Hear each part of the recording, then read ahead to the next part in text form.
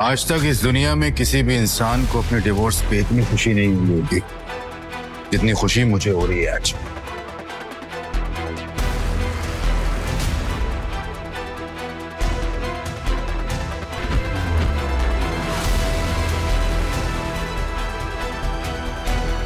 कुणाल ने एयरपोर्ट से बाहर आते हुए एक लड़की को देखा और फिर देखता ही रह गया। Hi Miss Godwill. जब इसको देखता हूँ ऐसा लगता है कैसे गुनाहों की सजा मिल रही है जो गुनाह मैंने कभी किए ही नहीं। अब लगता है मनाली में आप पहली बार आए। टैक्सी।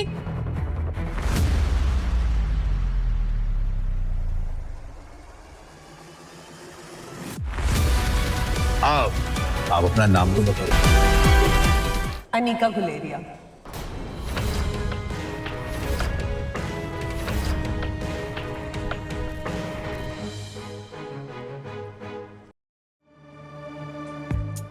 आप अनिका गुलेरिया को ही पिक करने आए हो ना?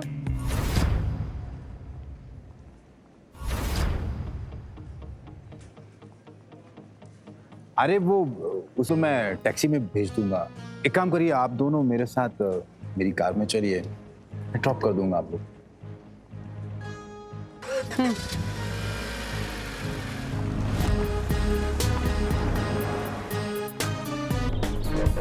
अगले 1 घंटे में अनिका की टैक्सी मनाली की सबसे बड़ी 5 स्टार होटल पैराडाइज इंटरनेशनल में दाखिल हुई।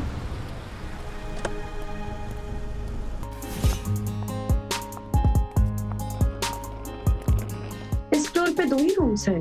जी मैम, इस टॉप फ्लोर पे सिर्फ 2 ही लग्जरी अपार्टमेंट्स हैं। एक आपका और दूसरा हमारे होटल के मालिक रोहित मारवा सर का है। प्रेसिडेंशियल स्वीट एक काफी लग्जूरियस अपार्टमेंट था।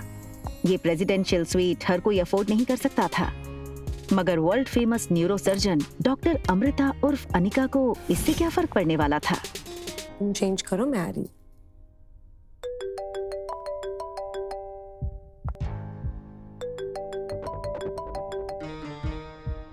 Hello Anika, what kind of behavior is this? Kunal 2 घंटों से एयरपोर्ट पर तुम्हारा इंतजार करता रहा। तुम उसके साथ आई क्यों नहीं? कहाँ हो तुम? आ रही हूँ मैं। अनिका और उसके पिता गौतम के रिश्तों में दरार की वजह गौतम खुद था। 6 साल पहले गौतम ने अनिका से मुंह फेर लिया था और उसकी बेटी रिया को अपनाने से मना कर दिया था। इन 6 सालों में गौतम ने कभी भी अनिका को याद नहीं किया और आज उससे डिवोर्स पेपर साइन करने के लिए बार बार कॉल किए जा रहे हैं। लेकिन डिवोर्स पेपर के साथ साथ गौतम अनिका से कुछ और भी चाहता था। लेकिन क्या? तभी अनिका के फोन पर उसकी असिस्टेंट राजलक्ष्मी का फोन आया। हेलो मैडम, अरे फिर से वो बिजनेस टाइकून रोहित मारवा का मेल आया था। वो अपनी दादी माँ का इलाज देश की सबसे बड़े न्यूरोसर्जन डॉक्टर अमृता यानी आपसे करवाना चाहता है। इस वक्त तो मनाली में ही है, आप भी मनाली में हैं, तो मैंने सोचा क्या मैं अपॉइंटमेंट फिक्स कर दूं? नहीं नहीं, बिल्कुल नहीं। डॉक्टर अमृता के चेहरे को यहाँ कोई नहीं जानता। यहाँ मैं सिर्फ अनिका गुलेरिया हूँ। ठीक है, रोहित की फोटो भेजूंगी, एक बार देख लेना। अनिका हंसते हुए फोन काट देती है, लेकिन इसके पहले कि अनिका लिफ्ट के अंदर जा पाती, तभी अनिका को लगा जैसे मानो उसके पीछे कोई खड़ा हो। अनिका ने जैसे ही पीछे मुड़कर देखा तो वो हैरान हो गई। पीछे रिया खड़ी थी, उसका चेहरा कुछ उखड़ा हुआ था। मम्मा जल्दी वापस आ जाएगी और आते हुए ना आपकी फेवरेट चॉकलेट आइसक्रीम ले आएगी, ठीक है? आप जाओ कमरे में और आराम करो या अपनी फेवरेट वीडियो गेम खेल लो, ठीक है? बाहर जाने की जल्दी में अनिका एक बात भूल रही थी कि उसने अपने कमरे का दरवाजा बाहर से बंद किया था। फिर भी रिया रूम से बाहर कैसे आ गई थी?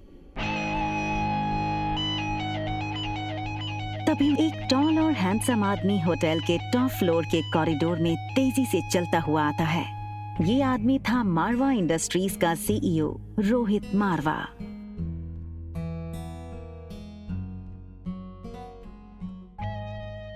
बेटा तुमसे कितनी बार कहा है कि बिना बताए रूम से बाहर मत निकला करो। मेरी बात सुनते क्यों नहीं आ रही? जिस लड़की को रिया समझकर कुछ ही पल पहले अनिका ने बात की थी, वो बच्चा रिया नहीं बल्कि आर्यन था। रोहित मारवा का इकलौता बेटा आर्यन मारवा इंडस्ट्रीज का इकलौता वारिस। और इन सब में सबसे मजेदार बात ये थी कि रोहित का बेटा आर्यन और अनिका की बेटी रिया दोनों की शक्लें एक दूसरे से हूबहू मिलती जुलती थीं और रिया अभी भी अनिका के कमरे में सो रही थी। तुम्हारा ध्यान कहाँ है आर्यन? मैं तुमसे बात कर रहा हूँ, चलो अंदर। मुझे चॉकलेट आइसक्रीम चाहिए। ये सुनकर रोहित थोड़ा हैरान हो गया। हमेशा गुमसुम और गुपचुप रहने वाला आर्यन का बर्ताव आज रोहित को कुछ अजीब लग रहा था। आर्यन के गाल पर लिपस्टिक का निशान देखकर रोहित हैरान हो गया।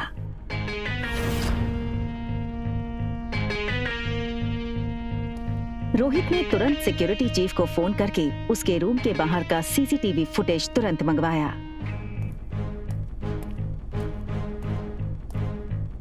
फुटेज में रोहित ने जो देखा वो देखकर वो दंग हो गया। आर्यन एक ऐसा बच्चा था जो किसी अजनबी से तो दूर बल्कि रिश्तेदारों से भी ज्यादा बात नहीं करता था, ना ही उसके पापा के अलावा किसी के साथ मिक्स होता था। लेकिन सीसीटीवी में आर्यन ने एक बिल्कुल अजनबी औरत को अपने पास आने दिया, यहाँ तक कि उसे किस भी करने दिया। ये बात रोहित को बड़ी अजीब लगी। दूसरी तरफ अनिका गुलेरिया हाउस पहुंच गई थी। गुलेरिया हाउस उसका अपना घर। कामिनी यानी अनिका की सौतेली छोटी बहन, उसी के बर्थडे की पार्टी चल रही थी।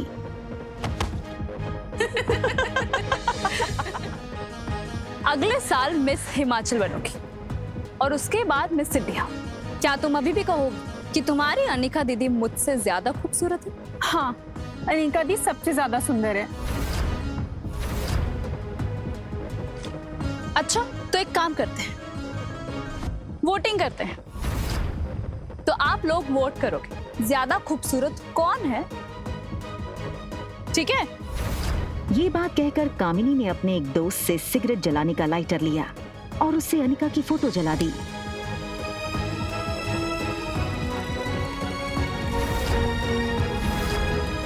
दूर खड़ी अनिका चुपचाप ये सब देख रही थी।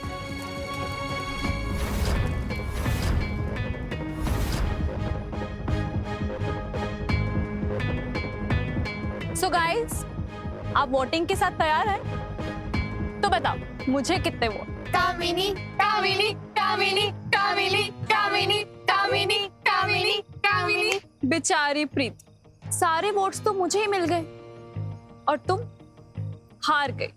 चलो कोई बात नहीं, अब हार ही गई हो तो इसकी सजा तो मिलनी होगी। तो तुम्हारी सजा ये है कि तुम्हारी इस खूबसूरत मोटी दीदी की फोटो तो मैंने इस जूस के ग्लास में डाल दी, तो बस तुम्हें अब इसे पीना है।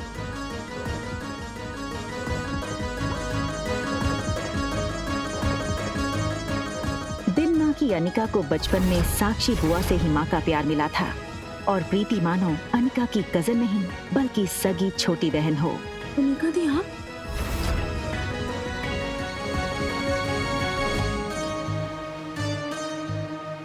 हार और जीत का फैसला खेल खत्म होने के बाद होता है और खेल अभी खत्म नहीं हुआ है। अरे यार, ये अनिका इतनी खूबसूरत कैसे लग रही है? हाँ यार, किसी फिल्म की हीरोइन जैसे लगने लगी है। Oh my God, she looks so sexy. जीत किसकी हुई है ये तो पक्का हो गया है, तो अब जो सजा तय करी थी वो पूरी कर ली जाए।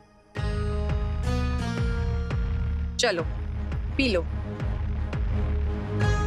और तभी ग्लास टूटने की आवाज सुनकर गौतम और अनिका की सौतेली माँ मनीषा वहां आ गए। पापा, मम्मा देखो ना, ये अनिका मेरी बर्थडे पार्टी में आकर मेरी पार्टी खराब करना चाहती। मैंने तो बस इसे इतना कहा कि तुमने अपना वजन कैसे घटाया, और ये कहने लगी कि मैं तुमसे काफी खूबसूरत हूँ और तो तुम्हारी औकात ही क्या है मेरे साथ। सबके सामने मेरी इज्जत थी। पापा बस करो अनिका, बहुत तमाशा हो गया। एक डिवोर्स पेपर पे साइन करने के लिए और कितना नाटक करोगी तुम? हमारे साथ अंदर आओ, तुमसे कुछ जरूरी बात करनी है।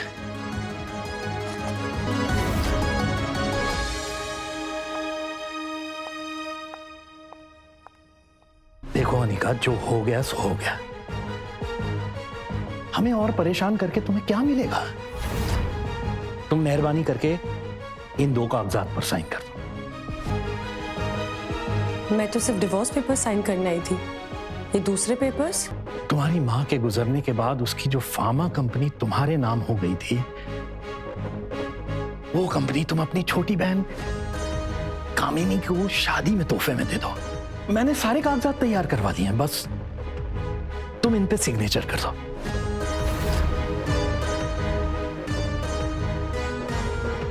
वो कभी सोच नहीं सकती थी कि डोगरा खानदान के साथ रिश्ता बनाए रखने के लिए उसके पापा इतना नीचे गिर सकते हैं।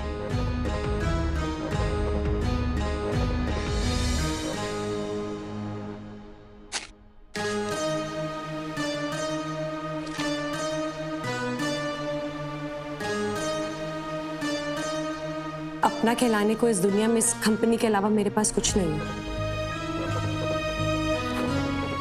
माफ कर दीजिएगा, लेकिन ये कंपनी मैं आपको नहीं दे सकती।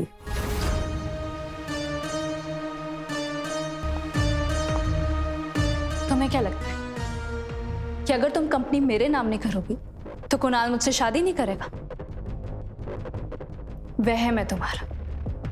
कुणाल मुझसे शादी इसलिए करना चाहता है क्योंकि वो मुझे पसंद करता है, ना कि तुम्हारी उस फैक्ट्री के लिए, जैसे उसे तुम्हारे साथ करनी पड़ी। लेकिन तुम ये सब नहीं देख सकती हो क्योंकि तुम मुझसे बचपन से ही चलती हो। कौन किससे जलता है ना, इसका नमूना तुम बाहर देख चुकी हो। समझती क्या हो अपने आप को?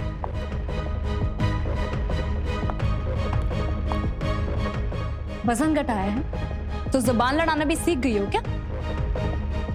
चाहे कुछ भी कह लो, मैं कल भी तुमसे ज्यादा खूबसूरत थी और हमेशा तुमसे ज्यादा खूबसूरत रहूंगी। दिखने में भी आगे और पढ़ने में भी आगे। कुछ ही सालों में मैं डॉक्टर बन जाऊंगी। मुझ जैसी लड़की को छोड़कर कुणाल तुम्हारे पास कभी वापस आ ही नहीं सकता। ठीक है, फिर एक और शर्त लगा ले।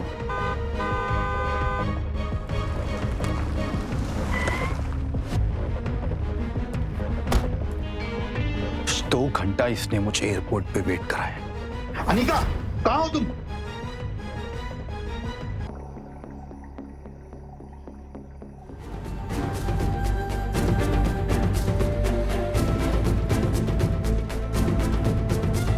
ओके फाइन, क्या चाहती हो तुम? छोटी बहन हो तुम मेरी, बस इतना कहूंगी कि ये कुणाल के पीछे पागलपन ठीक नहीं है। वो अच्छा लड़का नहीं है। Just shut up, mind your own business. मुझे सब पता है कि कौन कैसा है, और अगर तुम्हें इतनी फिक्र है तो कंपनी मेरे नाम क्यों नहीं कर देती? वैसे किसके लिए बचा कर रखी है ये कंपनी? अपने यार के लिए?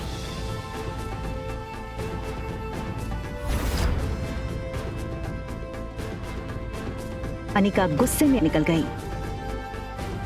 तभी वहां भागते हुए प्रीति आई।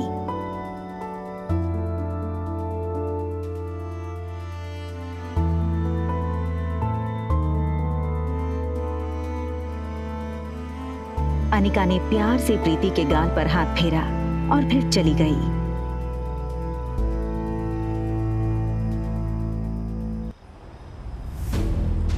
अनिका दुनिया में हर चीज से लड़ सकती थी, मगर कोई उसकी बेटी को कहे ये उसे बर्दाश्त नहीं था। किसके लिए बचा कर रखी है कंपनी?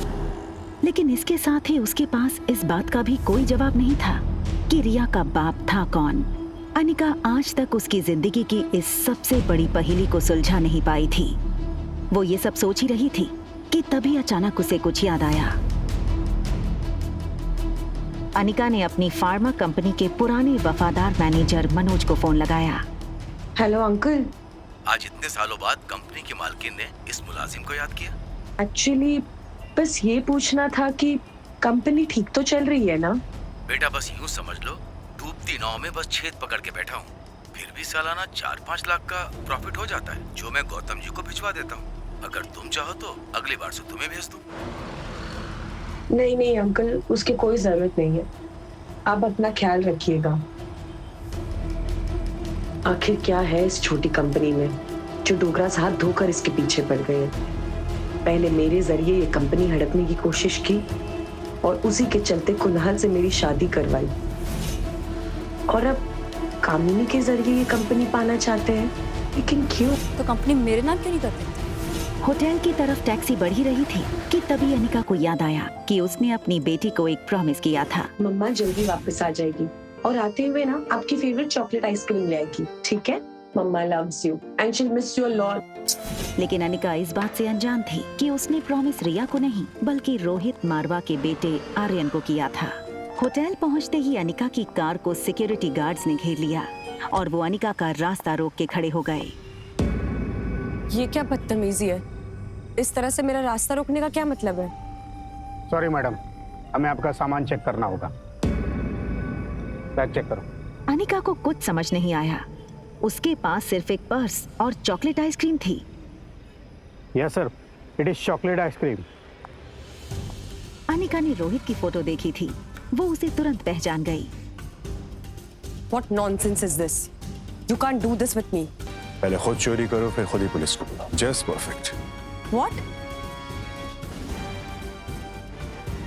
मुझसे और मेरे बेटे से दूर रहना।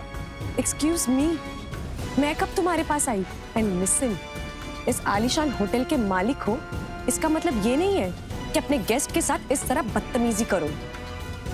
I can sue you in the court, Mr. Rohit Marwa. You know, I knew it. तो तुम जानती हो कि मैं रोहित मारवा हूँ, ये होटल मेरा है। I'm sure तुम ये भी जानती होगी कि मेरे परिवार वाले मेरी शादी करवाना चाहते हैं, लेकिन मुझे मेरे बेटे के लिए सौतेली माँ नहीं चाहिए। इसलिए तुमने शायद प्लान बनाया होगा कि क्यों?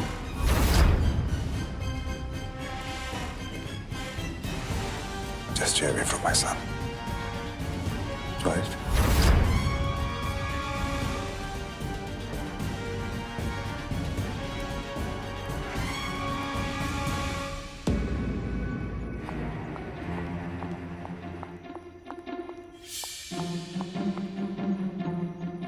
दरवाजा बंद होने ही वाला था कि तभी एक पांव दरवाजे के बीच में आया।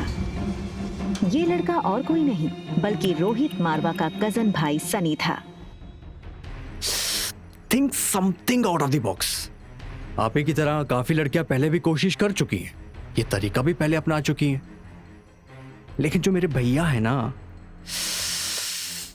वो बहुत स्ट्रिक्ट है। वो किसी से मिलते ही नहीं है और ना ही उनसे या फिर आर्यन से कोई मिल सकता है, मेरे सिवा।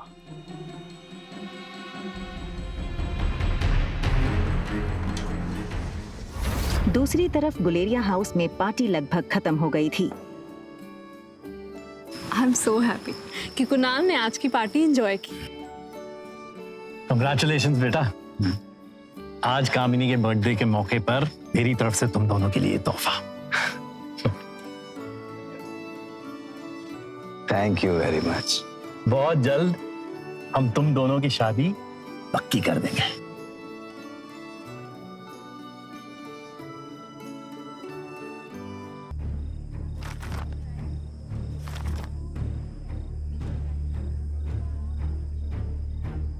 ये क्या है? ये सिर्फ डिवोर्स पेपर्स है। कंपनी के पेपर्स कहाँ हैं? ये हो सकती है शादी। कंपनी के पेपर्स अगर नहीं मिले तो मेरे घर वाले इस शादी के लिए नहीं मानेंगे और ना ही मैं। रखिए, चलो।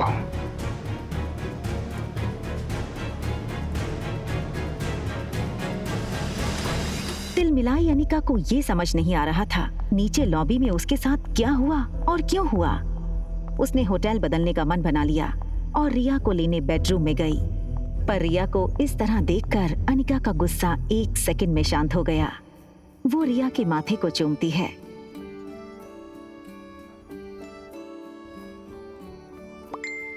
तभी उसके फोन में एक नोटिफिकेशन आया। अनिका ने मोबाइल चेक किया तो देखा कि उसके डॉक्टर अमृता नाम वाले मेल बॉक्स में रोहित मारवा का मैसेज आया था। और मीट यू अर्जेंटली।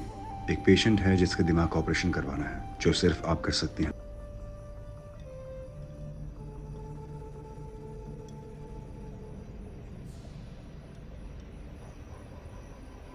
दिमाग का इलाज पहले आपको करवाना चाहिए। वहाँ रोहित डॉक्टर अमृता का मैसेज पढ़कर शॉक हो गया। रोहित को समझ नहीं आया कि डॉक्टर अमृता जैसी बड़ी न्यूरोसर्जन उसे ऐसे क्यों कह रही थी।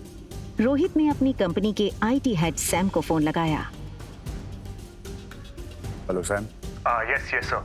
Is there anything I can do for you sir? Yes, मेरे ऑफिशियल मेल अकाउंट पर अभी डॉक्टर अमृता का मेल आया है। पता करो वो मेल की लोकेशन कहाँ है। बस गिव मी सम टाइम। या सन? भैया भैया जल्दी आइए, आज इनको कुछ हो गया है।